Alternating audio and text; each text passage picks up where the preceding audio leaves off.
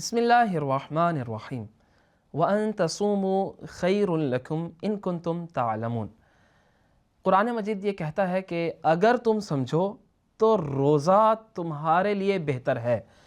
دیکھیں، آج سے 1400 سال پہلے ہی اسلام نے یہ بتا دیا تھا کہ روزہ انسان کے لیے بہتر اور فائدہ مند ہے، اور یہی چیز آج کے اس دور میں سائنس بھی بیان کر رہی ہے۔ جدید علوم اس چیز کو بیان کر رہے ہیں اور مان رہے ہیں کہ روزہ انسانی صحت کے لیے کس قدر فائدہ مند ہے اور انسانی صحت پر کس قدر گہرے اثرات چھوڑتا ہے، اور ساتھ ساتھ یہ بھی کہہ رہے ہیں کہ روزہ انسان کے ارادے کو مضبوط بناتا ہے، انسان کو اپنے نفس پر قابو پانا سکھاتا ہے۔ روزے سے انسان کے اندر محروم لوگ، غریب، فقراء، ان کے لیے احساس پیدا ہوتا ہے۔ روزہ انسان کو صبر کا درس دیتا ہے، گویا کہ یہ روزہ انسان کی عملی شخصیت کو بناتا اور سنوارتا ہے۔ اچھا، یہ تو روزے کے کچھ ظاہری فائدے ہو گئے۔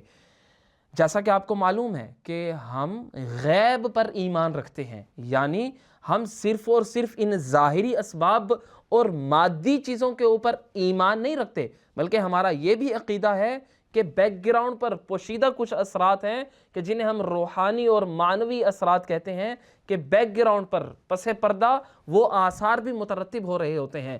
روزے کے کچھ روحانی اور معنوی اثرات بھی ہیں کہ جو کئی زیادہ ہیں، جیسا کہ رسول خدا صلی اللہ علیہ وآلہ وسلم نے فرمایا، ان اللہ وکل ملائکۃ بالدعاء للصائمین، اللہ رب العزت نے چند فرشتوں کو مقرر فرمایا ہے۔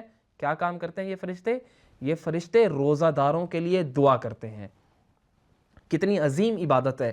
یہاں انسان روزہ رکھ کر سو جاتا ہے، فرض کریں سو جاتا ہے، اور وہاں فرشتے اس کے لیے دعا کر رہے ہوتے ہیں۔ اور جیسا کہ آپ نے سنا ہے کہ سونا بھی اس کے لیے عبادت ہے، سوتے ہوئے سانس لینا بھی بارگاہ الہی میں تسبیح شمار ہو رہا ہوتا ہے۔ اس کے علاوہ چھٹے امام علیہ السلام فرماتے ہیں کہ اللہ رب العزت نے جناب موسیٰ سے سوال کیا، اے موسیٰ، کون سی چیز ہے جو تجھے روکے ہوئی ہے کہ تو میرے حضور حاضر ہو کر مناجات کرے؟ یعنی کون سی چیز ہے جو تجھے میری مناجات سے روکے ہوئے ہے؟ جناب موسیٰ نے فرمایا، پروردگار، روزے سے منہ کی بو جو تبدیل ہو چکی ہے، اس منہ کی بو کے تبدیل ہونے کی وجہ سے میں تیرے حضور مناجات کرنے سے رکا ہوا ہوں۔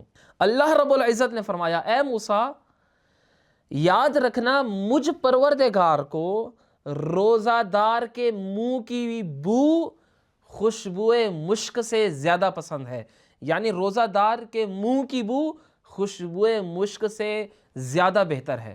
اور یہی چیز ہمیں چھٹے امام علیہ السلام کے فرامین میں بھی دیکھنے کو ملتی ہے۔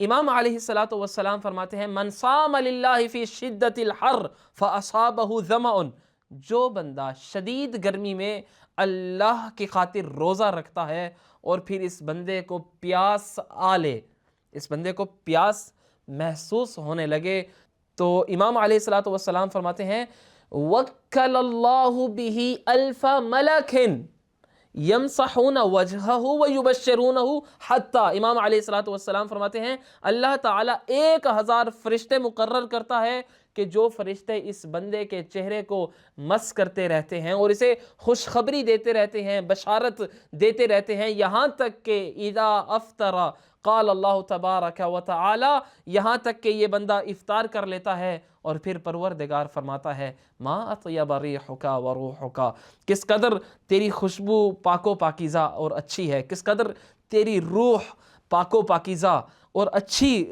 روح ہے۔ اور فرمایا پروردگار پھر اپنے فرشتوں سے فرماتا ہے، ملائکتی اشہدوا انی قد غفرت لہ، اے میرے فرشتوں، اے میرے ملائکہ، گواہ رہنا کہ میں نے اپنے اس بندے کو بخش دیا ہے۔ یہ نعمت ہے، یہ فضیلت ہے کہ جو ماہ مبارک رمضان میں اس روزہ دار کو حاصل ہو رہی ہوتی ہے۔ یہاں میں آپ سے سوال کرتا ہوں، جو بندہ ماہ مبارک رمضان میں یہ روزے نہ رکھے، اس کا کیا نقصان ہوگا؟ واضح جواب ہے، ایک تو یہ جتنے ہم نے فضیلتیں، جتنے فائدے دنیاوی اور اخروی، جنہیں سائنس بھی آج دنیاوی فوائد کو بیان کر رہی ہے، ایک تو یہ سارے فائدے کھو بیٹھے گا، اور ساتھ ساتھ اسے وہ نقصان ہوگا کہ جو چھٹے امام علیہ الصلاۃ والسلام بیان فرما رہے ہیں، من افطر فی شہر رمضان متعمدا خرج من الایمان، جو بندہ ماہ مبارک رمضان کے جان بوجھ کر روزے چھوڑ دے، فرمایا وہ بندہ دائرہ ایمان سے خارج ہو جاتا ہے۔ یعنی روزوں کا چھوڑنا انسان کی یہ جو ایمان کی کیفیت ہے اسے چھین لیتی ہے۔